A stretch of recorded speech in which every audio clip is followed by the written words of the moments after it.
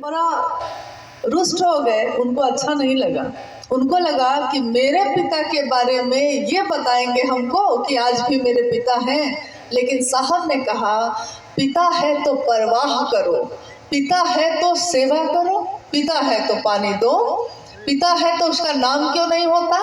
और वही पिता अगर गुरु भी है, शिव गुरु भी है, तो उसी पिता को अपना गुरु बना के हम ज्ञान भी क्यों नहीं ले सकते हैं।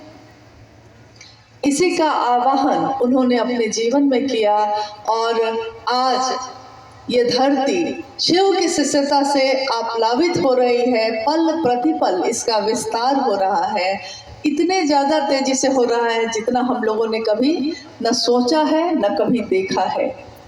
जब शुरू हुआ था तो गंगा की धार जहाँ से शुरू होती है पतली सी होती है, बहुत पतली धारा है वो, लेकिन जैसे जैसे वो जगत के तरफ बढ़ती है उसकी धारा चौड़ी होती जाती है, बढ़ती चली जाती है। शिव शिष्यता की पावन जल धारा जब शुरू हुई, चंद लोग थे, आज वो पावन जल धारा विस्तार पा रही है, आगे बढ़ती जा रही है। लेकिन इस पावन जल धारा को प्रारंभ करते समय कुछ लोगों ने, जैसे आज हम बैठे हैं यहाँ दलसिंह सराय में, कभी किसी ने तो यहाँ शुरू किया होगा, कभी किसी ने तो कुछ लोगों को जुटाकर साहब को बुलाया होगा। तो हम सब अवनत हैं उन सभी लोगों के लिए जिन्होंने आज हम सबको ये सौभाग्य दिया कि मेरे आपके गुरु शिव हुए। क्योंकि मेरे साहब खुद भी अवनत रहे और खुद भी उन्होंने कहा कि ये जो एहसान है सबका, जिसने भी शिव के गुरु कार्य के लिए मेरी मदद की है, मेरा साथ दिया है, मैं अवनत हूँ, मैं नमन करता हूँ, मैं पद प्रक्षालन करता हूँ।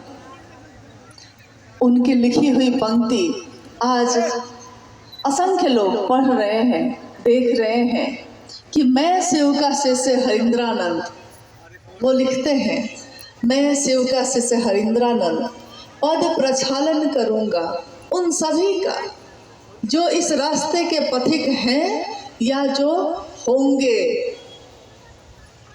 पद प्रक्षालन का मतलब होता है, जैसा हमारे संस्कृति में, हमारे घरों में ऐसा चला आ रहा है, अब थोड़ा कम हो गया है लेकिन पहले तो बहुत ज़्यादा था, कि अगर कोई भी आया है यात्रा करके, अगर आया है घर में, तो हम दरवाजे पे ही उसका पैर धोते थे। आप लोग के यहाँ भी होता होगा ऐसा, दरवाजे पे ही लोटा में पानी लेके, थोड़ा सा गुड़ लेके उसके खाने के लिए देकर पानी पिलाते थे और पैर उसका धोया जाता था ताकि उसके पैरों में लगी हुई मिट्टी और पैरों की थकान कम हो जाए। शिव के शिष्य हरिंद्रानंद साहब कहते हैं कि मैं शिव का शिष्य हरिंद्रानंद पद प्रक्षालन करूंगा उन सभी का।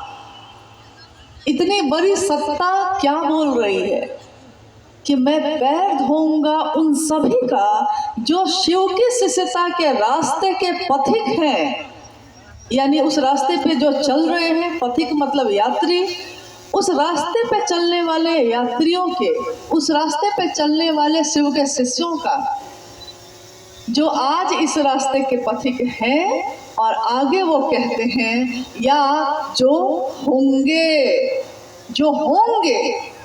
ये शब्द जैसे ही उन्होंने लिखा है, ये साबित करता है कि ये वही व्यक्ति बोल सकता है, ये शिव की वही सत्ता बोल सकती है जो आज भी उतनी ही मजबूती से हर दिल में धड़क रही है।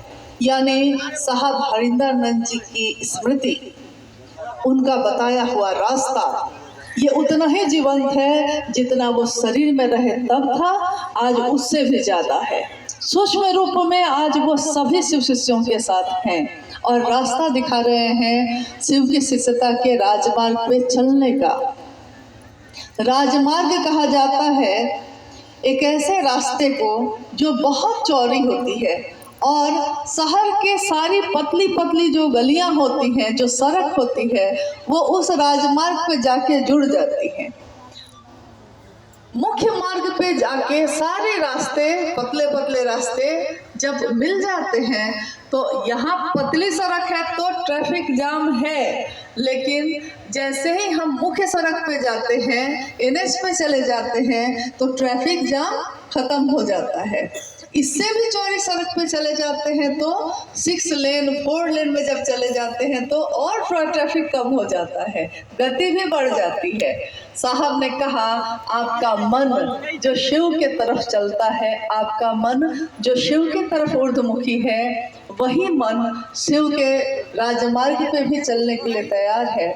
तो आइए चलते हैं।